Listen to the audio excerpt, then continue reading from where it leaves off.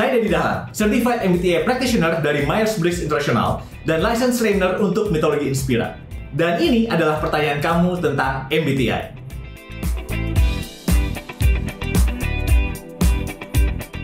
Nah, ini pertanyaan yang menarik.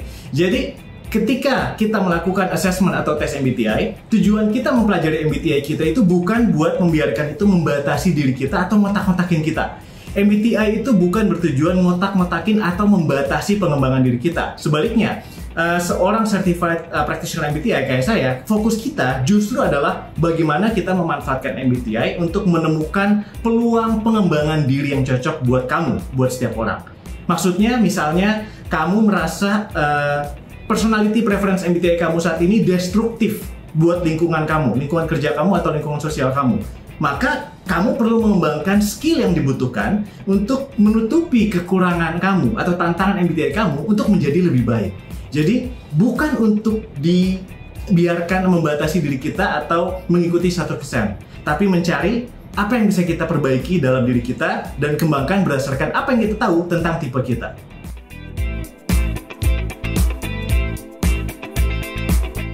MBTI sama gaya belajar kita itu sangat erat hubungannya karena ini ditentukan terutama oleh dikotomi pertama, extrovert-introvert, dan dikotomi kedua, sensing-intuition. Seorang extrovert seringkali butuh belajar dengan cara diskusi. Mereka lebih suka dan lebih nyaman, lebih bisa menyerap materi pada saat mereka ngobrol sama orang lain. Dan introvert seringkali kebalikannya. Mereka lebih nyaman belajar ketika mereka bisa serius sendiri. Dan sensing intuition berhubungan dengan bagaimana kita menerima informasi, ini nunjukin bagaimana seorang sensing biasanya suka dengan informasi terstruktur dan faktual. Sementara intuition seringkali lebih suka pengen yang, gambaran besar aja deh, esensinya aja apa. Jadi, pengaruh MBTI terhadap gaya belajar yang paling nyaman buat kita itu besar banget.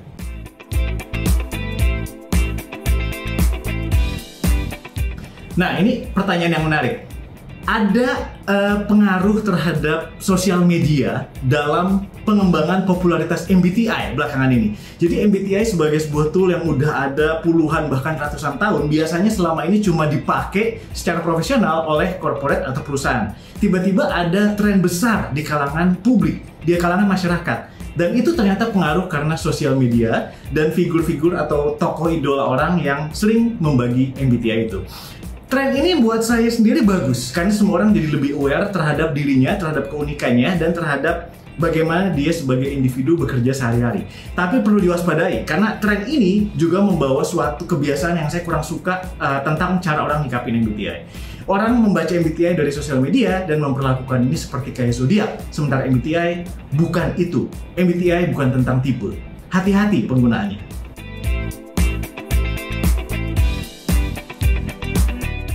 Nah, di sini kita ada sedikit ngebawa perdebatan teori psikologi yang selama ini dan masih sampai sekarang berjalan terus. Apakah personality seseorang secara personality dasar bisa berubah atau enggak? Sejauh ini teorinya yang banyak dipercaya adalah bahwa sebetulnya kita nggak berubah per se. Kita nggak berubah betul-betul berubah secara esensi. Tapi kita berubah dalam kemampuan kita mengelola diri kita dan dalam kemampuan kita mengelola interaksi kita sama orang lain. Itulah perubahan yang terjadi. Jadi preferensi dasar dominan kita biasanya nggak terlalu berubah.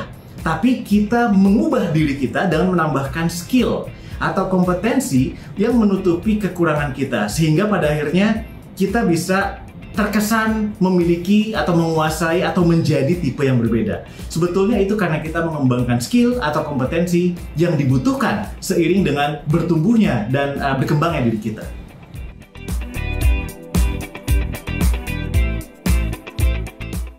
Gue nemuin cara paling efektif buat ngelatih sisi dikotomi kita yang berbeda, yang merupakan tantangan atau kelemahan kita, itu adalah dengan melakukannya sendiri, dengan mencoba itu sendiri, dengan menghadapinya sendiri. Artinya, kamu harus ngebangun habit, kamu harus ngebangun keterampilan, kamu harus pelan-pelan mencoba dari awal, walaupun tidak nyaman. Jadi, kamu harus melawan ketidaknyamanan kamu dengan mempelajari skillnya, dengan menerapkannya. Jadi, kalau saya mau saranin, misalnya kamu introvert yang ingin ngembangin skill extrovert, kamu coba hadapi diri secara langsung, cari panggung di mana kamu ngomong, atau cari organisasi di mana kamu merasa kamu perlu menjadi seorang extrovert. Dengan membangun habit yang melatih dikotomi seperti ini, kamu bisa ngembangin skill kamu di dikotomi berbeda secara lebih efektif.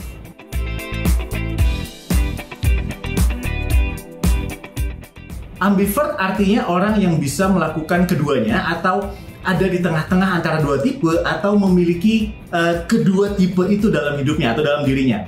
Dalam MBTI, ambivert itu ada dan nggak ada pada saat yang sama. Kenapa? Karena menurut MBTI, kita semua sebetulnya memiliki kedua sifat anyway. Kita memiliki kedua fungsi itu anyway. Kita memang melakukan dua-duanya. Kita semua melakukan dua-duanya. Nggak ada orang yang betul-betul 100% E, 100% I, jarang banget. Kita tetap memakai fungsi berbeda dalam situasi berbeda atau tuntutan kebutuhan yang berbeda. Artinya, seorang extrovert ada momennya di mana dia akan memakai fungsi introvert. Seorang feeling ada momennya di mana dia akan memakai fungsi thinking dan sebagainya. Jadi MBTI tidak memandang ambivert sebagai suatu klasifikasi atau kategori. Karena kita semua memang memiliki dan menggunakan kedua fungsinya hanya pada saat yang berbeda.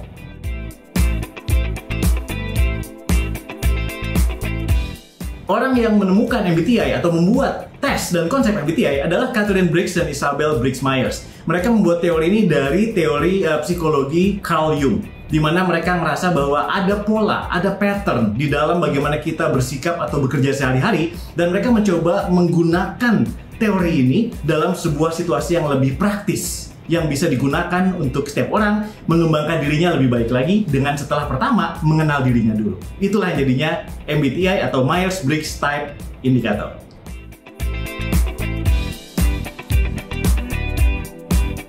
Nah, buat ini gue nggak bisa ngejawab atas nama orang lain, tapi saya bisa ngejawab pendapat pribadi saya dan fakta yang tercatat.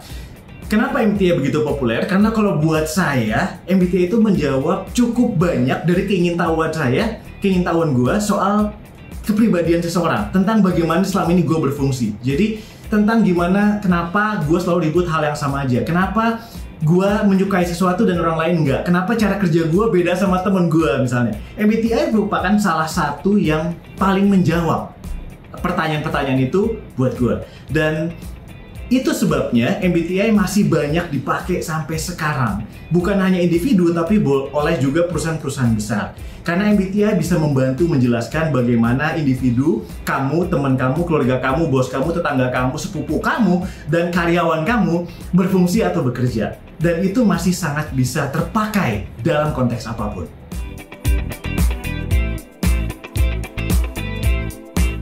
Bisa banget, dan ini banyak terjadi ketika seseorang ngisi assessment atau tes. Bukan hanya tes MBTI, tes psikologi pada umumnya. Tes psikologi itu adalah bagaimana kita mengukur respons, mengukur reaksi. Artinya reaksi kita bisa dipalsukan. Ini banyak kejadian ketika orang mencoba untuk lebih ngikut-ngikut menyamakan tipe dia sama tokoh idolanya dia gitu. Jadi dia milih jawaban yang nggak lagi sesuai menggambarkan diri dia. Itu kita sebut bias. Ketika seseorang bias ketika ngisi assessment atau tesnya, ya dia bukan lagi jadi diri dia. Jadi kalau kamu betul-betul pengen tahu tentang diri kamu sebenarnya, jangan bias. Itu intinya, itu aja caranya. Jawab sejujur-jujurnya. Tapi kalau kamu nanya soal gimana kita bisa tahu orang lain itu tipe MBTI-nya hasilnya benar atau enggak, kita nggak akan bisa tahu sampai kita melihat prakteknya. Dalam situasi real, apakah dia konsisten, attitude-nya, sikapnya, dengan responnya, jawabannya, atau enggak.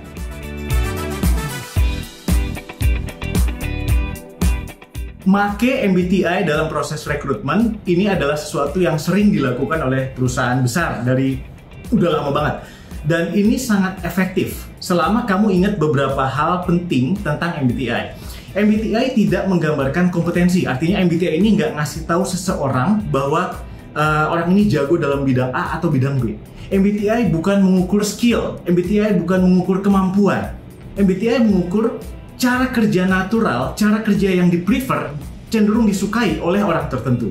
Artinya, kamu bisa pakai MBTI untuk mencari orang yang memiliki kesukaan cara kerja tertentu, gaya natural bekerja tertentu untuk diposisikan pada posisi yang tepat. Jadi di situ dia akan merasa lebih nyaman dengan gaya kerjanya. Tapi bukan berarti dia langsung jago di tempat itu. Untuk itu, kamu perlu melakukan asesmen kompetensi.